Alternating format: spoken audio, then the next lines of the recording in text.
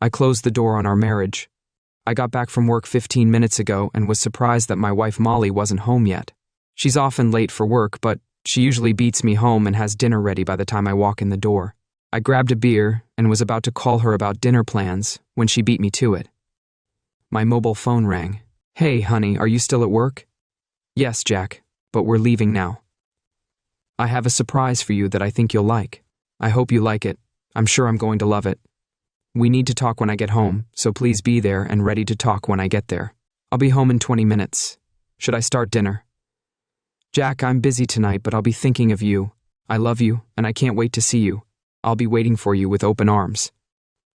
20 minutes later, my wife Molly walked in, and I immediately thought she looked a little wrinkled and crumpled. Molly had lost her stockings, and her makeup and hair were a little disheveled. "Wow, you must have had a hard day. You look a bit disheveled, Molly. What's the matter?" "Molly, I love you, but I'd do almost anything for you. So, what's going on?" "I can't wait to hear what's going on with you."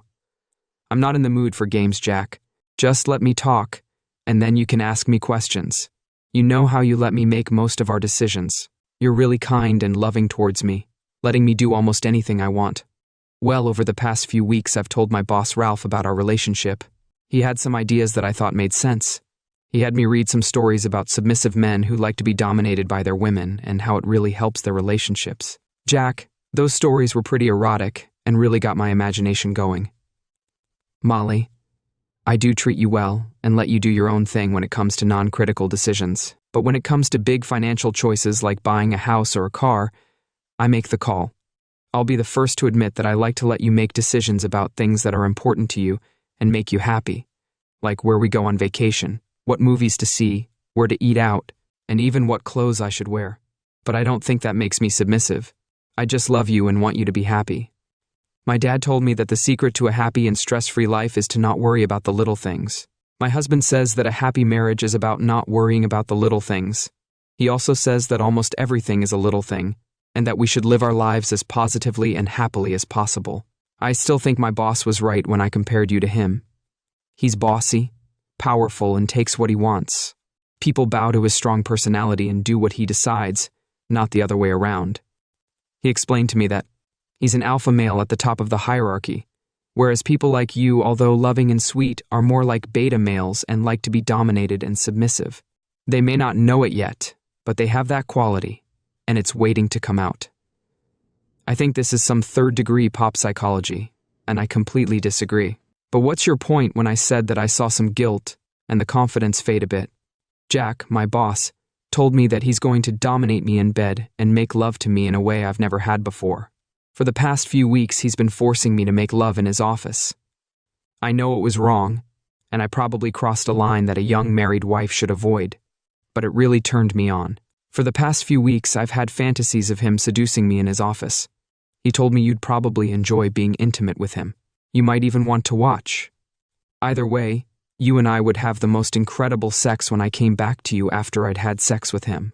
I looked at her, waiting for a climax, but I suddenly realized she was being serious. Why, Molly? You must be joking. How could you think? I can handle this, Jack. I know you love me and I know you want me to be happy. I'm convinced that this will take our love and our life to a whole new level. Molly, are you trying to tell me that you had sex with your boss? Why the hell would you do that, Molly? Oh no, Jack. I would never cheat on you. You already did. You've had intimate conversations with Ralph, and you've already told me you fondled him. Did he make love to you? She lowered her eyes and, unable to look me in the eye, said, No, Jack, not yet. He actually poked me with his finger in the car on the way here, and he's waiting in the driveway so we can talk about it. Then he's going up to our bedroom, and we're going to make love. You can watch if you want. Ralph would love it, but if not, when we're done, you can come and get me. I'll have a treat for you. Mock me. He's outside right now, and you're letting him stick his finger inside you. Believing that he's the one after I've been with you makes me want to vomit. What's going to happen now, Molly? I'm going to say no and demand that you send him away. There was panic on Molly's face. She wasn't prepared for that answer. Now she was obviously going to try a more assertive approach. I think she probably picked up some of that from her boss, Jack. You love me and I want that. You always let me do things my own way, and I figured it would be good for us. We'll at least try it once. although I'm sure it will be so good that we'll probably want to continue. I'm going to go upstairs and get ready for him and for you. You can let him in and then wait until we're done. I know you'll want that for me. Because you love me, and I know it will be so good for us. Molly, I see where your head is at and where our marriage and vows apparently are. Go ahead and get ready, and I'll just go out and have a quick chat with your partner, Jack. He's not my partner. It's just rough, powerful, dominant sex. I will always love only you, and I will be yours forever. You will be mine. With those words, Molly came up to hug me. I kissed her, but I pushed her away and saw the surprise and hurt in her eyes. I said, "Don't let me hold you back, Molly. I can see you'll do it no matter what I say. If not now, then soon, maybe." Without even telling me. The reality is that you've already cheated on me, so go upstairs and get ready. Her look of guilt and shock at my statement made her stop, but then she turned to leave on the stairs. She turned around and Molly said, "You'll see, Jack, it's going to be epic." Yes, Molly, it's going to be epic. After she walked up the stairs, I reached into her purse and pulled out her car keys, house keys, and phone from her wallet. I pulled out our joint credit card and then went into the kitchen and grabbed a kitchen towel from the linen drawer and some zippers from the supplies drawer. I also grabbed a very large meat cleaver. I grabbed a cleaver and went out to meet Ralph. He was sitting in his car in the driver's seat reading his phone. When I got out, he rolled down the driver's window and said, "All right, little Jack. I assume your wife told you not to worry. I'll still let her have sex with you, at least for now, until she's completely at my mercy. You'll love it." I didn't let him finish his last statement. I put my whole body into the meanest, most brutal. I gave him a brutal left hook and punched him right in the nose. I could hear the satisfying crunch of bones and gushing blood as I hit him, and I could see the blood dripping from his face onto the Brooks Brothers suit and the seat of his Mercedes. I handed him a kitchen towel and said, "Here, you might need this." Ralphie quickly brought it up to his nose, and when he did, I wrapped the zipper around his left wrist. I pulled the zipper up, looped it around the headrest bar, and pulled it tight. Then I opened the car door and gave him another left hook, this time hiding him right in the center of his body. I'm talking about his supposedly large dignity and balls here. He leaned forward in the seat, curled up as far as he could with the zipper on his left wrist tied to the headrest, and screaming. His right hand was gripping the steering wheel. I quickly zipped his right hand up to the steering wheel. I leaned over and said, "So the big, strong, dominant alpha male has a problem with asserting himself. What a pathetic sack of garbage. You've analyzed this situation as poorly as you can. You're going to learn from your mistakes. Unfortunately for you, Molly is expecting something epic, so let's give it to her." I picked up a water hose that was lying in the grass. It had a steel nozzle that fit perfectly. I swung it around and smashed the side window into a mass of shards that littered the inside of the seat and the floor of the car. Then I went to the front of the car and hit the windshield. I didn't manage to shatter it, but I filled it with cracks and dents as if it had been hit by golf balls. I also smashed the headlights, which gave me great satisfaction. I went back to the driver's window and, laughing, said, "I think you might need to do a little work on your car." Then I grabbed a knife from my back pocket, quickly leaned over to the car, and put the knife to the jugular vein in his neck in my most intimidating voice. I hissed, "How many times?" I could see the fear in his eyes as he stammered, "Just twice in the last few weeks. It meant nothing. It was just sex for both her and me. Just let me go and you'll never see me again." I looked at him like he was some "I'm not going to kill you. But if I hear from the police, or if I have any other problems about our conversation today, I'll come back to find you. If you go to the police, I'll probably go to jail. Maybe I'll get bail, maybe I won't. Maybe I'll do some, I might not get to it right away. But at some point in the future, I will find you. It might be in the car park on the way to your car, or in the elevator at work. I will kill you. I will strangle you and spit in your face while I watch you die. It's up to you. This could be the last time you see me, or you can keep an eye on him for the next week, month, year, until it's time to end it with those words. I leaned over him, stuck the knife in the passenger seat, and said, "You're cheating. Molly will need this to free you so you can drive her away, or maybe she'll take you to the emergency room. Or whatever, just make sure. Get her out of my sight." I went into the house, and when Molly heard the front door close, she shouted from the bedroom, "Is that you, Ralph? Come and make love to me. Did you straighten things out with Jack?" My first thought was, what an unbelievable fool that woman is. I answered, "Molly, Ralph's in the car. He wants you to come out and talk to him. I think he may have changed his mind a minute later. Molly came downstairs dressed in the underwear I'd bought her and the robe she'd thrown on. "What's wrong, Jack? Did you assure him everything was all right?" "Molly, I told him that his future depended on his actions. You should probably go out and talk to him." She looked at me in confusion and said, "Jack, please remember that I love you and it will make us stronger." "Of course it will, Molly. I already feel stronger." She smiled and walked out the front door, and I immediately locked it behind her. I walked over to the garage.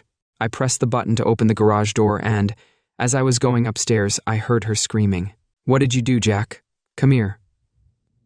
I took some shirts, jeans, and sweaters out of her closet and put them in the suitcase. Then I went to the bathroom and threw as much of her makeup and stuff into the suitcase as I could fit. I went back to the closet and grabbed a pair of her tennis shoes.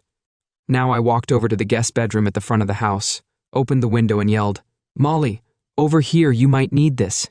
I tossed the suitcase into the driveway. Some of the perfume bottles may have broken, but no, it's not my problem. I threw the t-shirts, aiming for her head, but she managed to dodge them. She looked at me with tears in her eyes. "Jack, what are you doing? I thought this was what you wanted." "I'm sorry. I didn't mean to make you angry or hurt you. I can't believe how cruel and vicious you've been to Ralph. He's my boss. Please, Jack, let me in. We can talk about how to get through this. Molly, I can't even begin to tell you how ridiculous you've sounded. Since you came home with your little scheme to turn me into your cuckold, I wonder if you've had a stroke, or if you're on drugs, or maybe I just never knew how shallow and pathetic you really are. Whatever it is, it doesn't matter at this point. I want you to get out of here and take your lover to the hospital. But on the way, be sure to ask him what happens if a single word of today's actions reaches me from the police or anyone else. I'll put the rest of your things in bags and tell me where to leave them.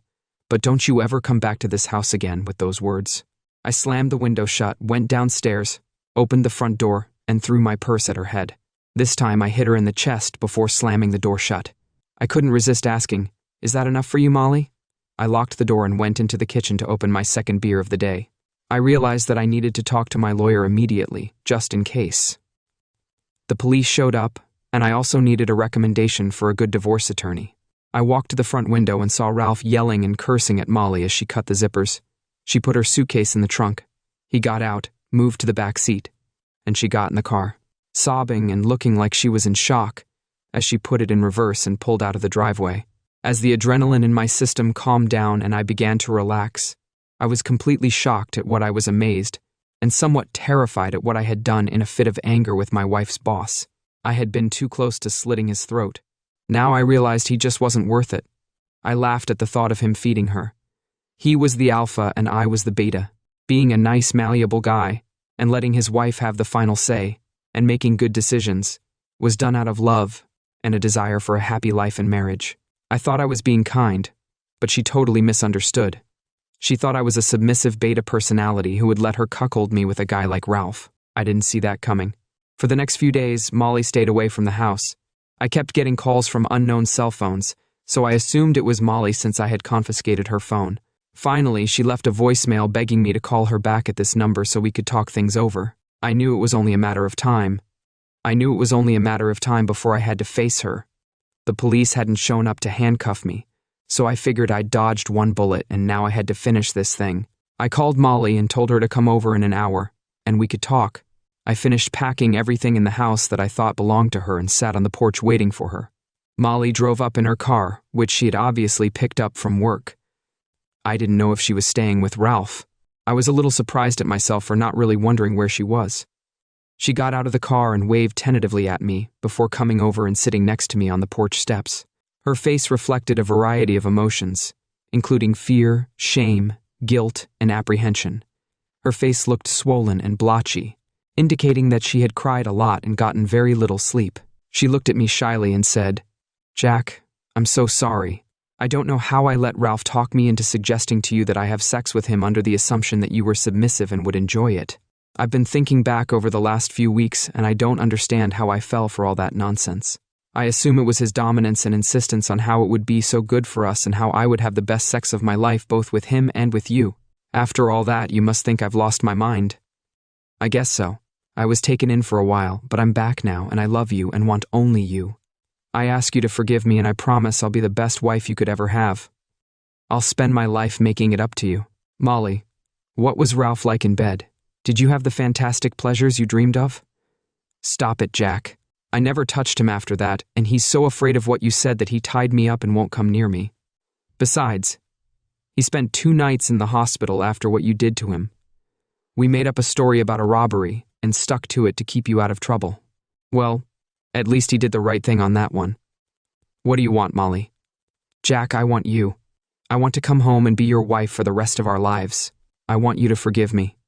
I'll do anything to make it up to you. We can get through this and be better than ever.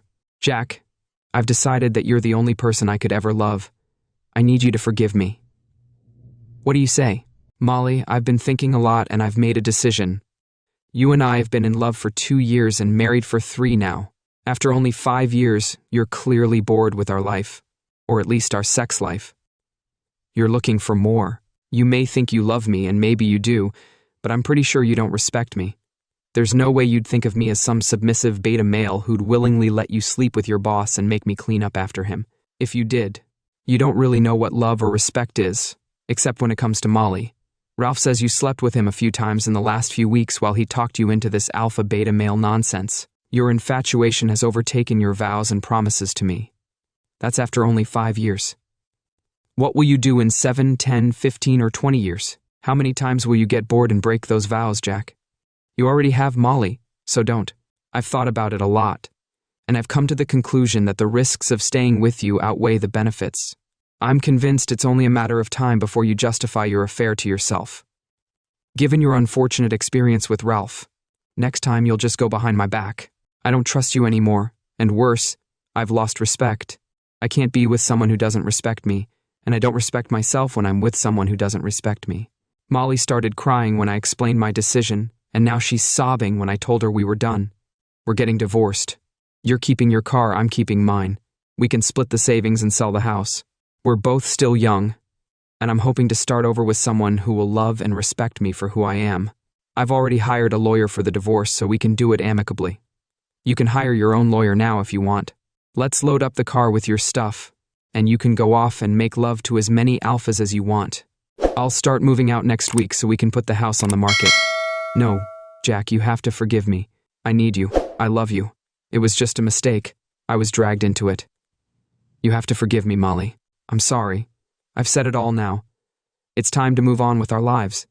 If we cross paths in the future, let's just say hello but keep moving on. I hope you find what you need in those words. I started loading her things into the car, and when we were done, I just looked at her, said goodbye, walked into the house and closed the door on our marriage. That's it.